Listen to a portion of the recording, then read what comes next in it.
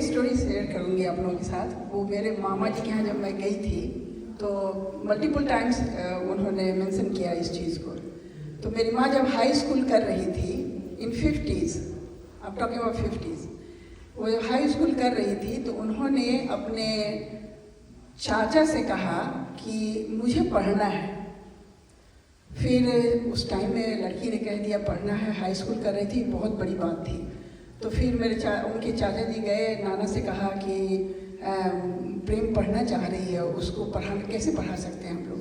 तो वो लोग तो प्लान कर रहे थे शादी करने की उनकी।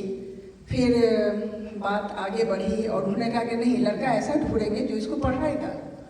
तो वो बेचारे घर से कितने घर गए, बट हर आदमी ने कहा कि नहीं, मेरे घर में लड़कियों को पढ़ाया नहीं जाता है, high school is more than enough. फिर जब वो मेरे फादर के गांव में आए तो वो दूसरी जगह गए थे शादी के लिए। वहाँ गए तो वहाँ भी वही हुआ कि नहीं, शादी हमारे यहाँ लड़कियाँ पढ़ती नहीं है, शादी के बाद उसको घर चलाना है। फिर जब लड़का आया जिस लड़के पर गए हुए थे तो उन लोगों ने कहा कि उसने कहा कि एक लड़का है, वो हमेशा हम लोगों के ग्रुप में मेंशन करता है कि मुझे अपनी वाइफ को पढ़ाना है, तो आप ऐसा करो, आप वहाँ जाओ।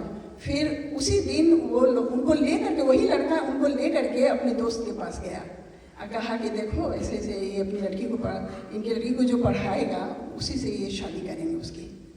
मेरे फादर ने कहा कि मैं पढ़ाऊँगा। फिर दादाजी लोग घर के सबसे बड़े संतान थे मेरे फादर, तो उन्होंने कहा कि ठीक है, तू जो कहेगा वही होगा।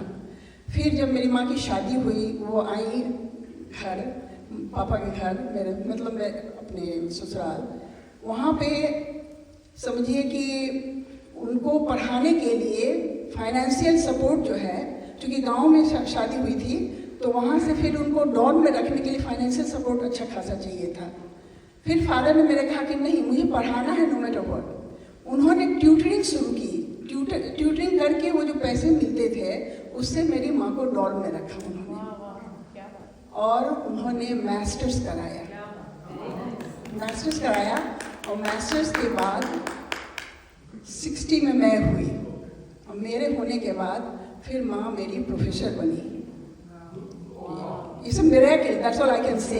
आज भी वो हिस्ट्री है मेरे गांव की, मेरे स्टेट की, जो भी कहो, बहुत बड़ी चीज़ है। 50s में बहुत रेयर होता था।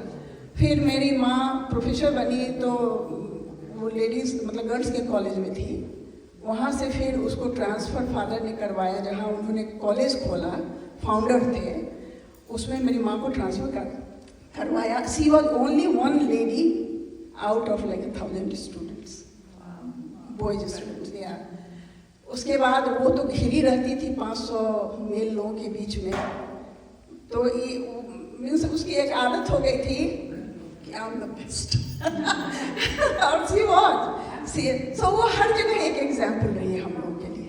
और आज भी मेरी फैमिली उनको कम्प्लीटली रोल मॉडल के रूप में ही देखता है। और मेरे फादर ने कहा कि मेरे घर में जो भी लड़की ब्याह करके आएगी उसको मैं पढ़ाऊँगा, उसके लिए किसी को स्ट्रेस नहीं लेना है। और मेरे घर की हर लड़की जो भी आई, मेरी चाची लोग जो भी थी, सबों ने बैचलर्स किया। बैचलर्स के बाद किसी को टीचर्स की ट्रेनिंग कराई, किसी को कुछ कराया, कोई डॉक्टर बना, कोई कुछ बना, लेकिन सबों को पढ़ाया और सब अपनी अपनी जगह पर सुखाल है।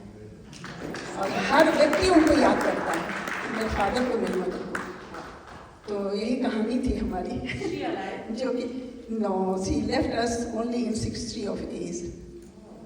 Yeah, so that was a big tragedy for all of us actually. Yeah, मेरे बच्चे भी वहीं थे एक्चुअली इंडिया में उस टाइम में। इतनी पावरफुल मम्मी की आदत है। हाँ। so कुछ चीज़ जो होता है ना, आप जीन में कैरी करते हो, तो वो एक चीज़ जो है, मुझे भी लगता है कि मैं कुछ आए ना आए, मैं ट्राई जरूर कर देती हूँ। तो वही बात है। मनीषा, हाँ जी, आपकी दबंग गाइड आप समझ में आ रही है। Thank you. ये लो